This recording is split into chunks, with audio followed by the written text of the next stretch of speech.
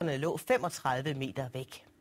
Møllen begyndte at løbe løbsk i går formiddag, og hele aftenen blev det vildere og vildere. Gennem hele natten stod 2 fotografer klar til at forevige et magisk øjeblik. Klokken er knap 2 natten til fredag. Nu gik den da helt og godt. Benny Lind har været på plads i 5 timer. Det er jagten på at få billedet. Og hvis nogen tror, han giver op inden møllen, så tro om. Men det bedste scenarie ved verden bryder i brand, og så styrter til jorden. Det vil være det bedste scenarie, vi kan få. Det blæser 13 sekundmeter, og vinden tager hele tiden til. Møllehovedet drejer konstant om sin egen akse, og skjoldet er flækket. Indimellem svejer møllekroppen over 1 meter fra side til side. Jeg tror, den ender med at knække, fordi der er ingen brems på nu. Og som du kan se der, så svejer den rigtig godt nu. Og det er jo rigtig god tegn. Henrik Jørgensen har været på plads siden middag og set hele udviklingen. Lige bag ved møllen, der er den åben 30 cm op. Pludselig sker det, der bare ikke må ske. Og så lige mens møllen går amok. Nej, men jeg har gudskelov lynlader.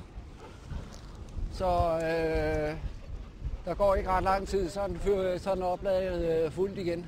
Det værste mareridt vil være, hvis møllen knækker lige netop nu. Nej, det vil jeg slet ikke tænke på, det scenarie.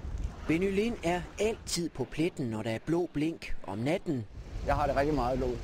En gang var han i hælene på strømerne, da de fandt et hemmeligt giftlager. Det var en eller anden russer, der skulle af, hvor de skulle slå ham ihjel. Og en gang filmede han 35.000 bigballer i flammer.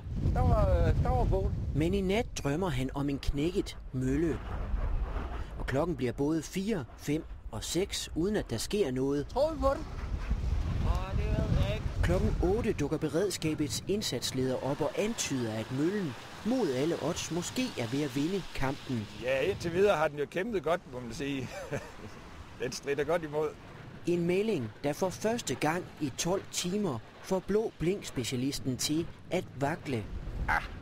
Det er lidt en kedelig fornemmelse. Så begynder sengen at trække. Så kan det godt være, at jeg vælger lige at lukke øjnene 1 time eller 2, og så lige få slappet lidt af. Men tænk nu, hvis der alligevel bare skal et enkelt vindstød mere til for at få drømmebilledet i kassen. Ingen kom til skade, da møllen smed vingerne over middag.